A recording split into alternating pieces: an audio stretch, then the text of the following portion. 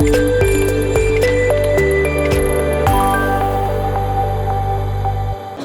రాష్ట్రంలో వైఎస్ జగన్మోహన్ రెడ్డి గారు ముఖ్యమంత్రి అయిన తర్వాత ఎప్పుడూ లేనటువంటి విధంగా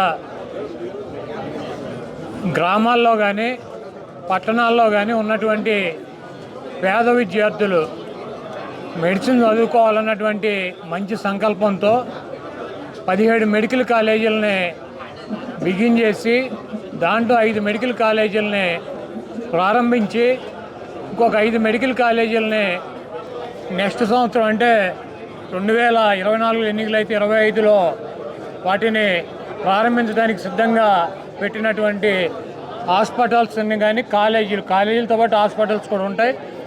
వీటన్నిటినీ ప్రైవేటీకరణ చేయాలన్నటువంటి ఒక దుర్మార్గమైనటువంటి ఆలోచనతో చంద్రబాబు నాయుడు కూటమి ప్రభుత్వం ప్రయత్నం జరుగుతుంది.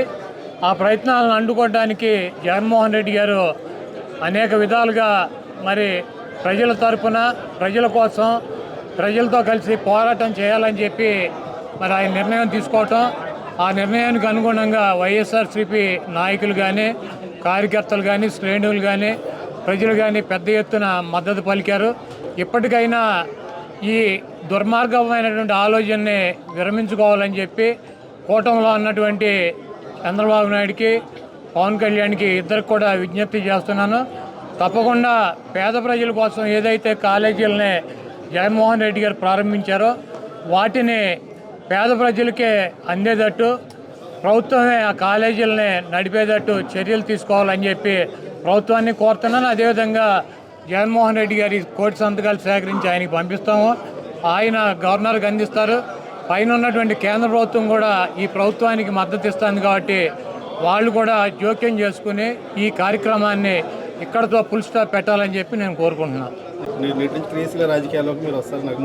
ఈ గత 6 నెలలుగా నేను కొంత రాజకీయాలకు దూరంగా ఉన్నాను. ఎందుకంటే నాకు బైపాస్ సర్జరీ జరిగింది.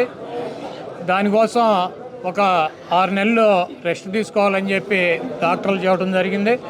దాని ప్రకారం 6 నెలలు కంప్లీట్ అయింది. అయితే ఇంకొక 6 నెలలు ఇటువంటి ప్రోగ్రాంలో పాల్గొంటాను. తప్పకుండా ఆ తర్వాత మరి ఎప్పటిలాగా ప్రజా ఉద్యమాల్లో కూడా రోడ్డు మీదకి వచ్చి ప్రజల తరఫున ఫైట్ చేస్తామని చెప్పి ఈ రాష్ట్రంలో జరుగుతున్నటువంటి అనేక అవకతవకలు కావచ్చు, అనేక రకాలైనటువంటి అక్రమాలు వేధింపులు వీటన్నిటినీ కూడా ఎదుర్కొని నిలబడి వైఎస్ఆర్సీపీ జెండాని మళ్ళీ జగన్మోహన్ రెడ్డి గారిని ముఖ్యమంత్రిని చేయడానికి మాకు శక్తి వంచన లేకుండా కృషి చేస్తానని చెప్పి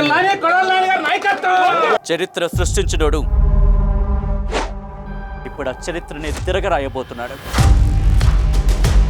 అబద్ధాల గోడల్ని బద్దలు కొట్టి నిజాలను రాగా మీ ముందుంచబోతున్నాడు. నిజమైన వార్తల కోసం వెంటనే డౌన్లోడ్ చేసుకోండి రా యాప్ని.